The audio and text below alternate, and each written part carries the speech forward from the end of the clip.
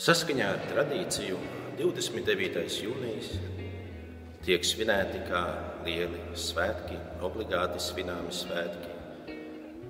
Svēto apustuļu Pētera un Pāvila svētki.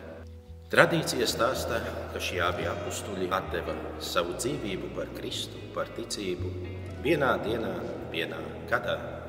Tas ir 29. jūnijā 67. gadā. Ja par Pāvilu šī informācija saskaņā ar senajiem avotiem ir vienprātīga, tad tomēr vēsturiski par Pētera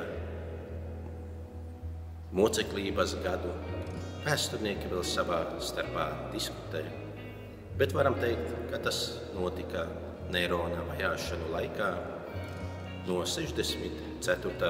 līdz 67. mūsu ēras gadam. Svēto apustuļu svētki ir senāki nekā Kristus dzimšanas svētki, tas ir baznīcas kalendārā, un viņi tiek uzskatīti par tādu kā Romas katoļu baznīcas dzimšanas svētkiem, kura tika stiprināta ar apustuļu sludināto vārdu un viņu asinīm. Tāpēc katrs kristietis, katrs ticīgais tiek aicināts svinēt šo apustuļu svētkus un ņemt dalību svētajā misē.